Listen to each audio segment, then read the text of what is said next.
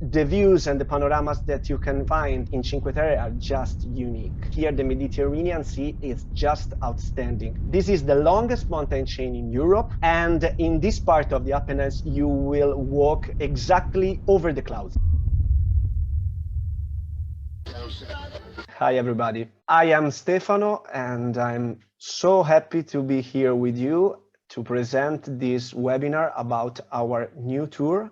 And I'm so happy about this new collaboration with 57 Hours and Europe Active. I'm a hiking guide since 2013. I'm a local expert because I am a guide that works just in Tuscany, where I live and where I birth, and also in Cinque Terre, because it's so close to my home. I guide tours for Europe Active in Cinque Terre since years, and now also this new project with the 57 Hours.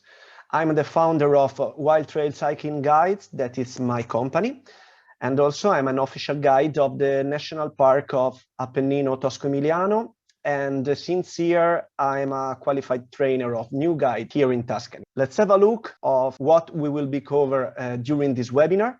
We will start with a short stroll over Italy, my country. Then we will talk about why Cinque Terre and Tuscany are so amazing for outdoor, what a typical tour looks like, gear and logistics, and then will be the session of questions and answers. We are in Italy. Italy is probably one of the most famous countries in the world. My country is so amazing for a lot of things. For example, we are famous to be the birthplace of a lot of ancient civilizations, the place where find very important and beautiful archaeological sites, the birthplace of the Romans and the emperor of the Romans, so with the monuments like the Colosseum that you can see in the photo.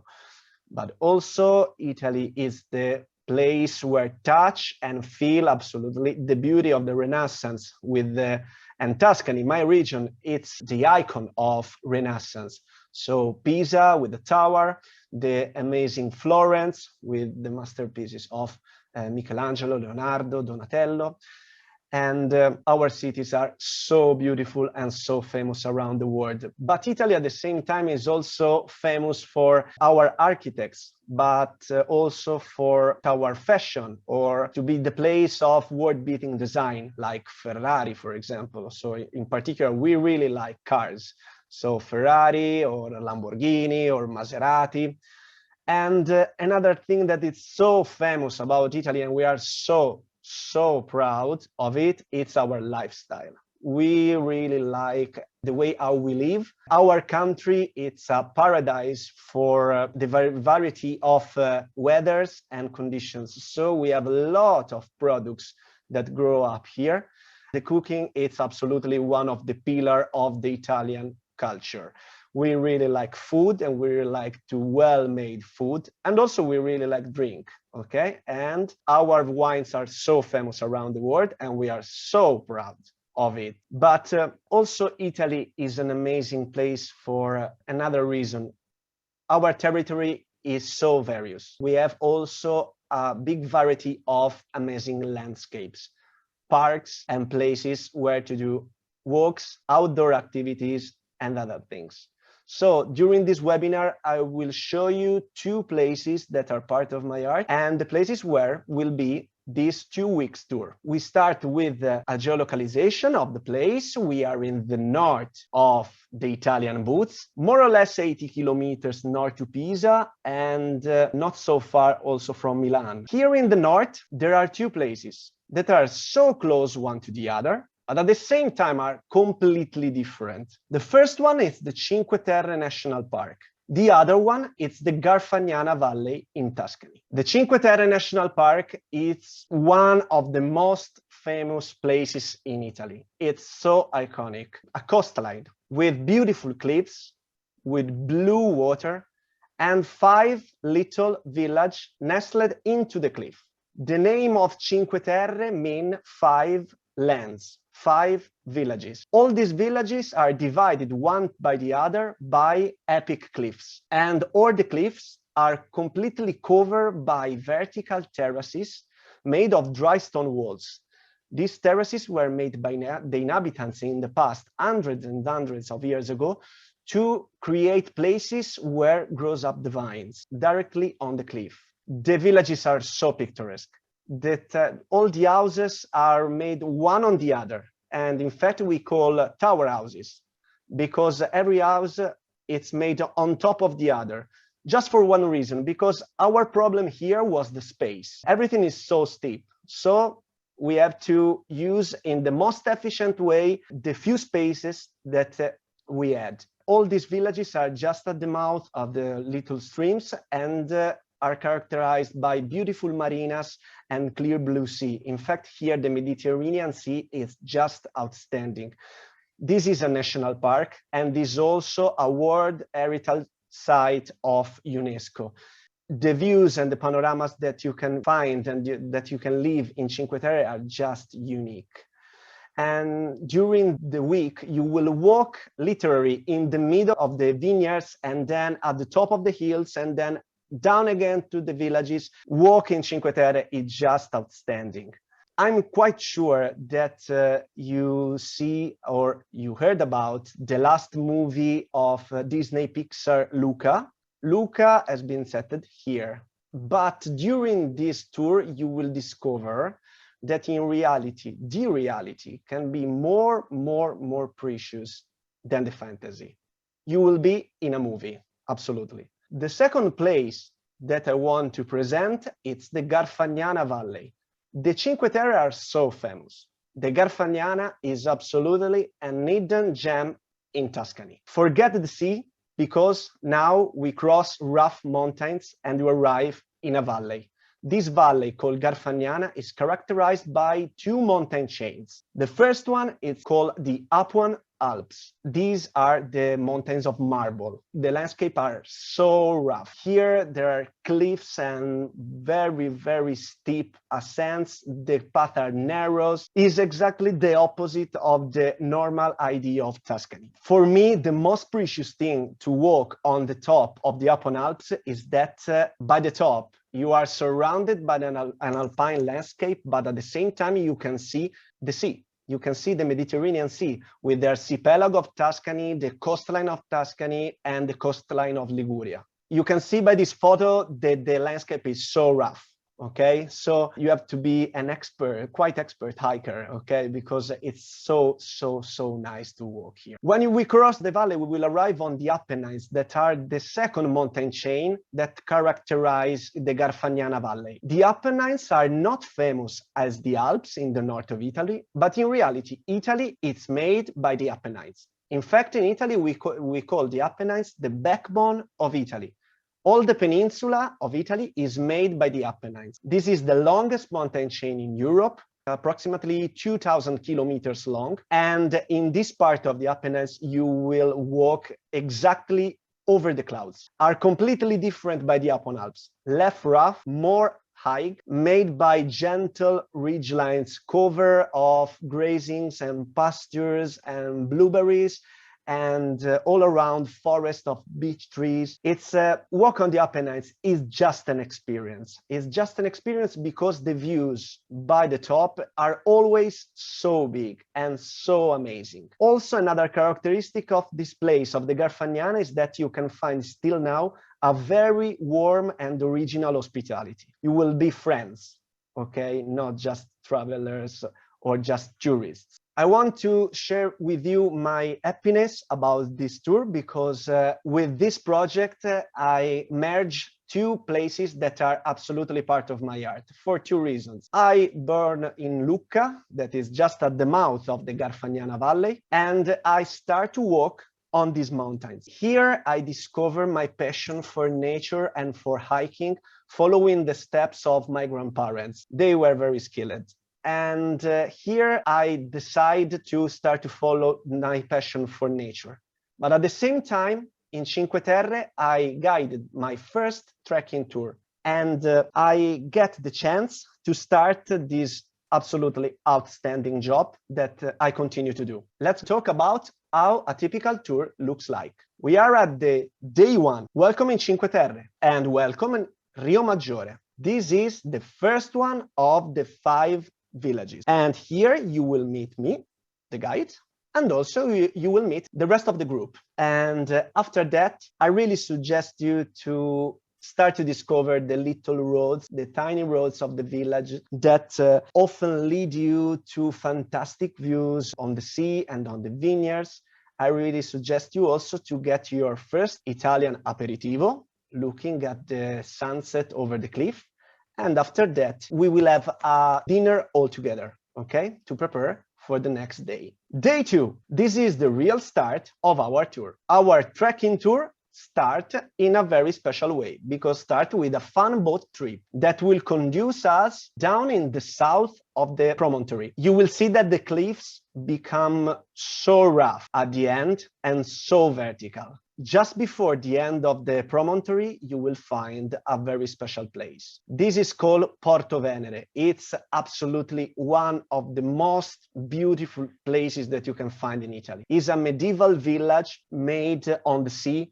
And in particular, with the boat, we will turn around the beautiful church of San Peter. In Italian is San Pietro, a very, very old church that it's built at the top of a cliff that seems to exit directly by the sea. We will go there, and from the windows of the church, you will get the chance to look the cliff and also to understand why in the 19th century, the poet Byron used to come here with the boat to get the inspiration. So after a stroll around the village, it's time to start to walk. And the walk starts steep. The path starts very steep. Imagine that we have to do 600 meters of ascent to reach the top of the cliff. But before to arrive to the top, we will go in this place that you can see in photo, that is a very precious place, and I really love this place. It's out by the path. So if you are not following a local guide, you can't find it, because it's like an hidden place.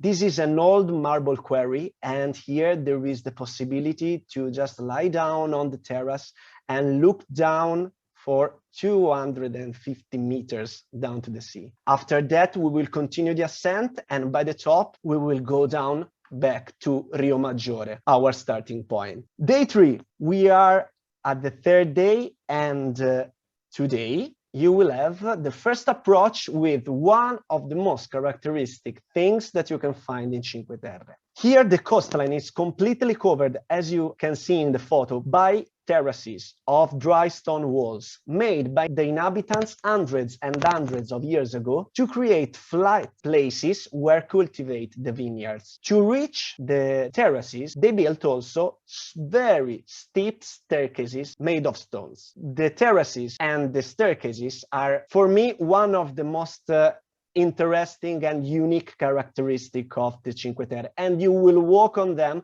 a lot of times during the first week. A step staircase will take you out from Rio Maggiore. We will walk along and inside the vineyards, and then we will enter inside a lush forest, a dense forest of almox. Inside here there is a quite mysterious thing, that it's like a very old menhir that come from the Middle Age. By the top of this forest, the path continue, and then we start the descent. That is quite steep and will bring you to Vernazza. Vernazza, it's another one of the Cinque Terre, and it's one of the most characteristic. As you've seen in the photo, there is the famous marina that is so nice, and in particular, the castle with the tower, the medieval tower that is made at the top of the houses. We will come back to Rio Maggiore at the end of the day with the train line that reach and stop in every village. At the end of the walk of today, like at the end of all the walks of the first part of the tour of the first week, you will have the chance to get a swim, okay, in the clear blue sea of the Cinque Terre. We are at the day 4. And for me, this one is one of the most beautiful walks here around, because in a day we will pass through 3 of the 5 villages. We start from Vernazza and we will reach Corniglia. Corniglia is the little village that you can see on the left of the photo in the landscape, in the background. Corniglia is a bit different by the other villages of Cinque Terre, because it's the only one that is built not by the seaside, but at the top of a cliff of 80 meters. Corniglia, for this reason, is probably also the most ancient of the Cinque Terre. In fact, probably has been founded by the Roman. After a visit around Corniglia, we will continue the path. And here there is a part that is quite steep, but also not so far. Okay, so it's a quite short ascent. When we arrive to the top, we enter inside a forest and then image to exit by the forest, and in front of you, just hundreds and hundreds of vineyards and terraces. During this part, you will walk directly in the mid of the vineyards. This is part of the coastline, is the most famous one for the production of the white wine of the Cinque Terre. In particular, the most famous, it's a kind of sweet wine that is so typical and delicious, and it's called Cinque Terre. It's a very difficult word also for Italian, and also the origin of the word is a bit unknown. I really suggest when you will be here with me to try this wine that is absolutely delicious and unique. Along the path, you will find also this strange vehicle that it's called the monorail of the vineyards. In fact, in the past, the people used to come up and down by the stair using the staircase to reach the vineyards, and used to come up and down, image, with the boxes full of grapes just on the shoulders. Was a very hard life. Now the technology helped a little bit us, and we used to do this job, the monorail. So in September, it's very easy to see this monorail that come up and down by the terraces full of boxes of grape.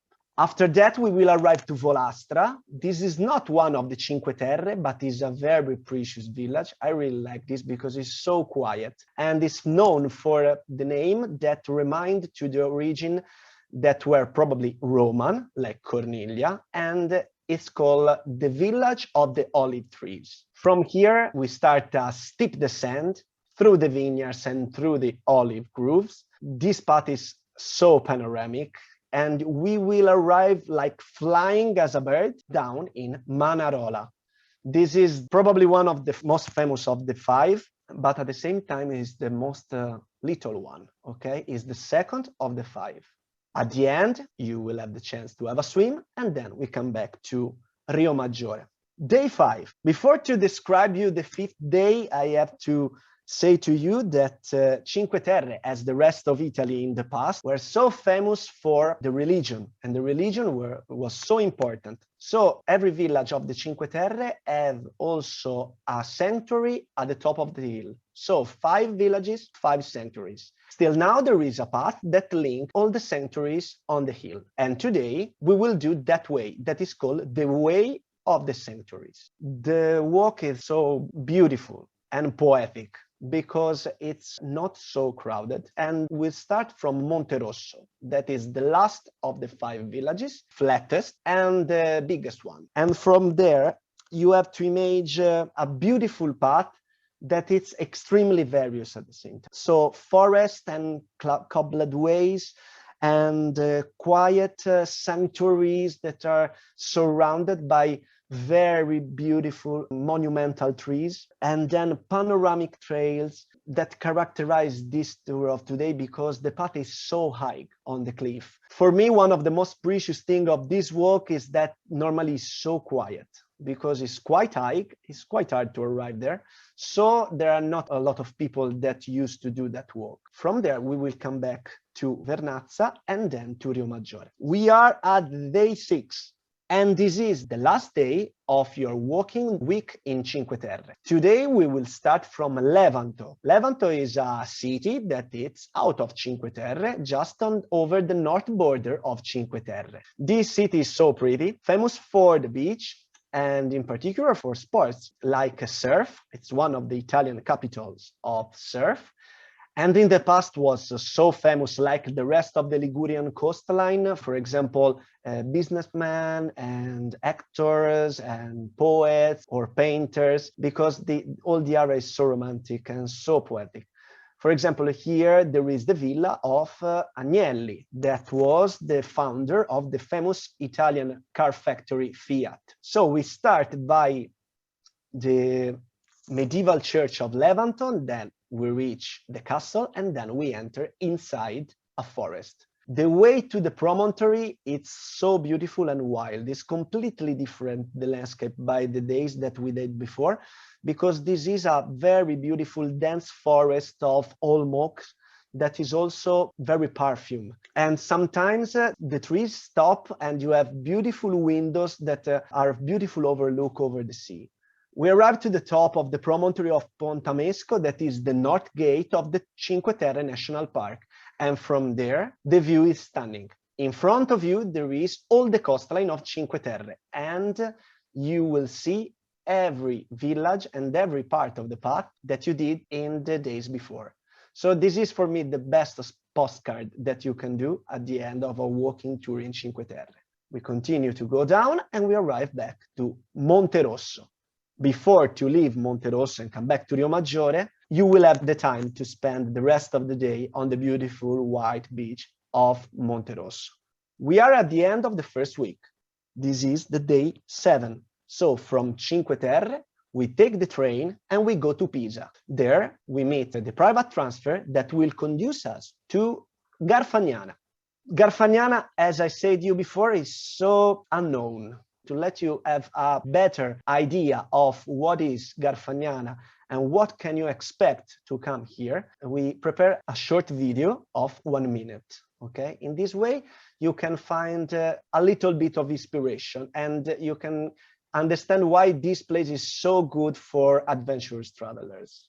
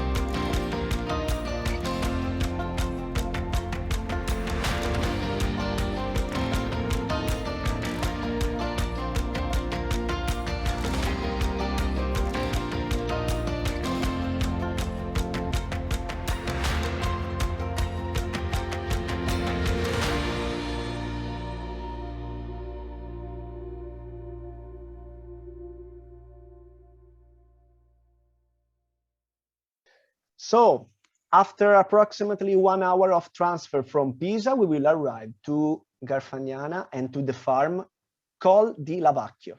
This one will be your stay for the second week of the tour. The farm was abandoned and was rescued 20 years ago by Jamie and Ilsa. And here they create a real paradise. They produce a lot of products in organic way. So you will have the time to discover your house for the next week. You will be able to have a swim in the beautiful panoramic pool or just kick you back in a hammock, okay? And relax for the rest of the day. Because the day after, we start the second part of the tour, the second week, and will be harder and completely different by the first one. Day 8, with this walk, we will start just by the gate of the Lavacchio farm. And with a nice trail inside the forest, we will arrive to the top of the ridgeline of Grotto Rotondo. This place is so amazing to have a beautiful view on all the area around. And from here, you will have the chance to see all the destinations and all the peaks that you will reach during your week. Also, this place is important to touch a part of our history. On the top of these mountains, it's possible to still now find the traces of that past with bunkers, foxholes, defensive positions. We continue the walk on the path that in Italian is called Sentiero della Libertà, the path of freedom. This trail commemorates the effort of the local partisan brigade that was called Gruppo Valanga. And the best place to talk about them and remember them is the panoramic old bench of Monte Rovaio, that it's so amazing and so panoramic, nestled in the mid of the Apuan Alps. The day after, we cross the valley to the Apennines. Our walk starts by the church of San Cassiano. This church that you can see in photo, it's 900 years old. It's a very beautiful example of Romanesque architecture and one of the most beautiful churches of the province of Lucca. For a small village, mountain village like this one, this church is absolutely an impressive display of power of the past. And inside, still now it's possible to see the traces of that past. Inside, there are still the original chapitels, columns, and also, and this is pretty unique, the original floor. Prato Fiorito, it's now associated with wildflowers, okay? You can translate with wildflowers. To do this walk, we will follow the track that is called the Shepherd Track, because this route follows the route that was taken by the shepherds in the past to bring the flocks up to the grazing and to the pasture. The top of the Prato Fiorito is like a rolling hill at 1,300 meters of height. And the top is so nice because on the grass it's possible just to relax, admiring the sky and the mountains all around. But at the same time, this mountain have two faces, because on one side is so hilly and so gentle. The other one side is like a rough mountain face characterized by big landslides. And for example, this one, and we will cross that walking, detached by the mountain and buried two little hamlets 300 years ago. We are at the day 10, and today it's one of the most iconic symbols of the Apuan Alps. Today is the day of Monte Forato. Foro in Italian, in English, mean hole. So we start by the valley. There is a little village made in the Middle Age, and from there we will follow an old road called Salt Road. That was a trading route that linked in the past Garfagnana with the seaside. We arrive to the pass, and then we follow a scramble ridgeline where sometimes there are passages that are scrambling and a little bit exposed, but the view all around you will be just amazing. And after this scrambling point, you will arrive to the goal of the day, the arch of the Monte Forato. On the left side of the photo, you can see the people.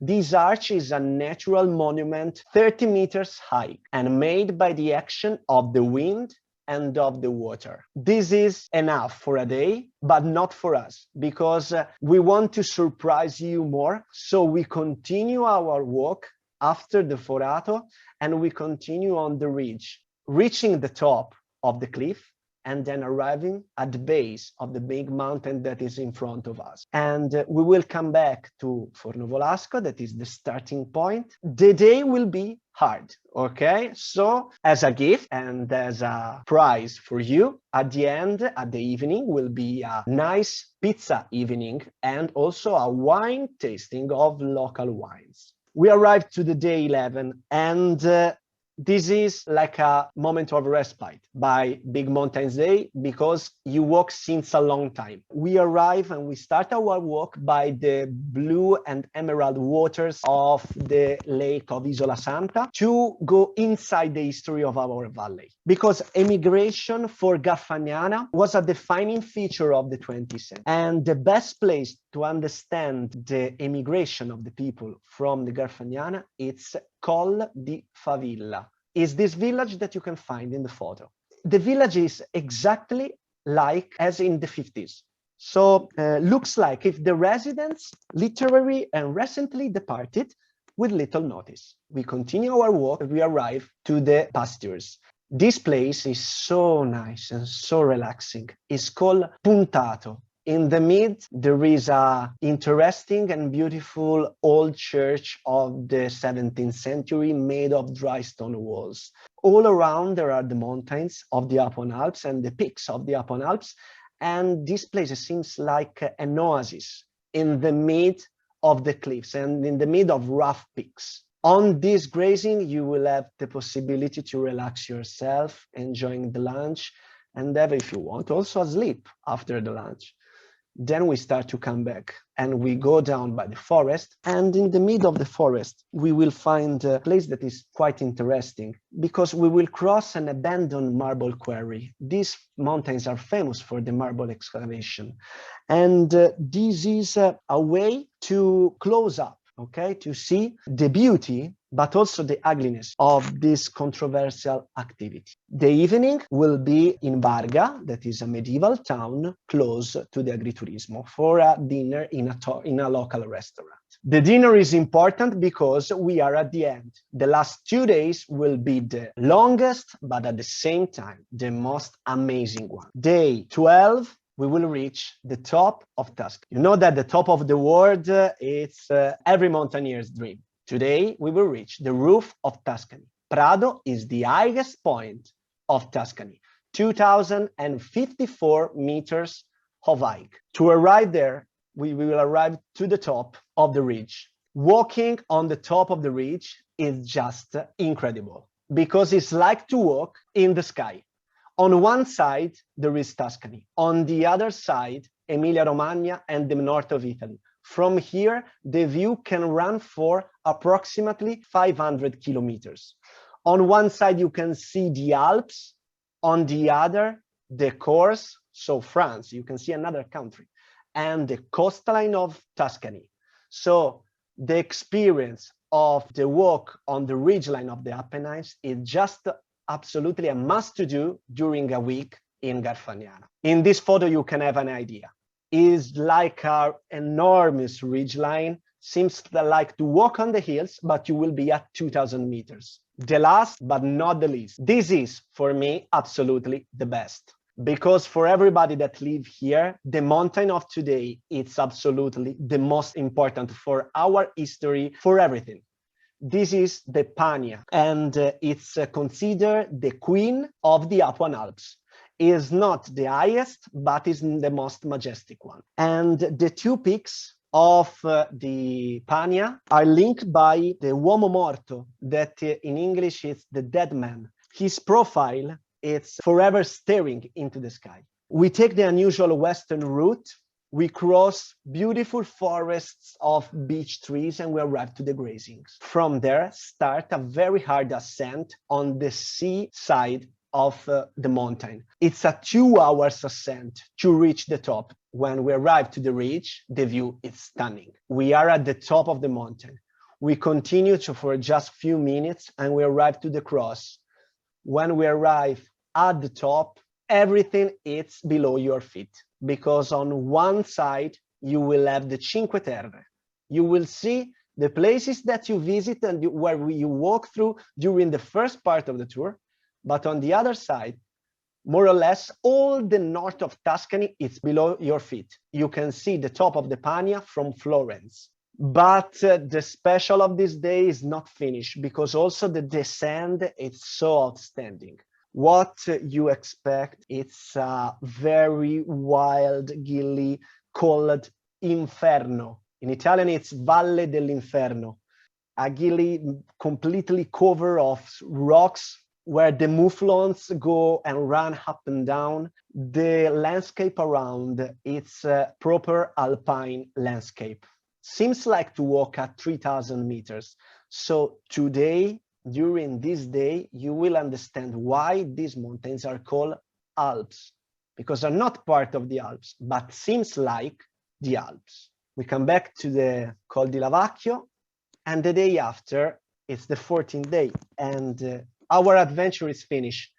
I'm sure that at the end of this adventure, you will be happy and proud of yourself and absolutely happy about the places that you discover.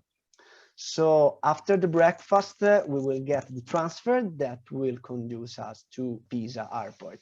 Let's talk about the logistics, in particular about the accommodation and the gear that you need to do this tour. During the first week, you will be in Cinque Terre. You will be in particular in Rio Maggiore. As I said you before, is the first of the 5 villages. You will be hosting a local little hotel or in cozy apartments close to the marina or to the castle or at the top of the village. I really suggest you to enjoy the sunset.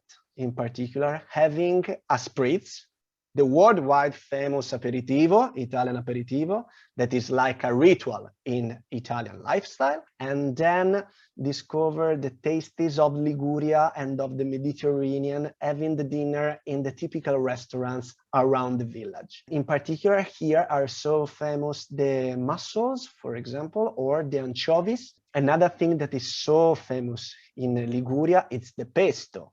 That is a green sauce that you usually eat with pasta, and is made with basil, peanuts, and cheese. And during the tour, during this week, I will provide you the lunches. And in particular, for lunch, you will have a typical thing from Liguria that is called focaccia. Focaccia is like a salt bread, and here they made in a very good way, and it's covered with olives or tomatoes or potatoes or onions. It's just delicious. And also 2 dinners are provided during the week. Every day we will finish our walks around early afternoon. In this way you will have the possibility to have a swim every day in the clear blue sea of Cinque Terre. So remember to bring always with you in the backpack your swim things. The second week, the one in Garfagnana, you will live the beauty of Lavacchio farm. That is a very beautiful and original Tuscan farm. Jamie and Ilsa rebuilt and restored completely the farm 20 years ago, and here you will experiment a very, very warm hospitality. They don't have guests, they have just friends. The structure inside is so beautiful, and the surround is amazing. You will have breakfast all together, looking at the mountains. For me, a very special thing of the Lavacchio farm is Ilsa. Ilsa is a fantastic chef. Everything that she made is handmade using very high quality products, and a lot of the products are produced exactly inside the farm. So let's talk about the gear that you need to take part to this tour. A 30-liter backpack is enough, because you don't have to bring everything with you, because every evening we come back to the starting point. So you have just to carry just the daily equipment. Waterproof hat, gloves, fleece, and warm jumper, because in particular the second part of the tour we will be on the Apennines and on the Apuan Alps. Is easy to find also quite chilly days. Water bottles, this is so important, 2 or 3 liters, because Cinque Terre, but also Apuan Alps are so dry. Then towel and swimming things. The walking poles, I really recommend you to bring the walking poles, because you have to walk for a long time. So it's better to try to save as possible the knees. Then the mountain shoes or boots. This is so important. Walking socks, and sunscreen and sunglasses and sun cream in particular, because in September and in May, the Italian sun continues to be quite strong, okay? And then the most important thing is a reasonable level of general fitness. So let's have a look about some questions. So is this trip for me? Do I need to be an extreme hiker for coming to the trip, or do I need any technical mountain gear? This tour is suitable for every kind of hiker. The difficulty is moderate, because the tour is so long. It's 14 days with 12 days of walks. So consider that you have to walk for a long time. But the tour is made from me to have the first week as a warm-up, because it's easier than the second one. And also the group will be little, and I will follow any issue of the group. So I know the territory very well, so I can change every day as I want. And also to be prepared, for example, weather conditions or other things. You don't need technical mountain gear, because we will just walk. We will not do via ferrata, climbing, or other things. So you have just to bring with you your walking gear. What is the best season and easy to hot? With 57 hours and Europe Active, we decide to promote the tour for September and May, because are 2 months that are so nice for a lot of reasons. It is not so hot, the days are so long, and the colors are beautiful, but also are not so crowded periods. Can you accommodate people with dietary restrictions? You are in Italy, so absolutely.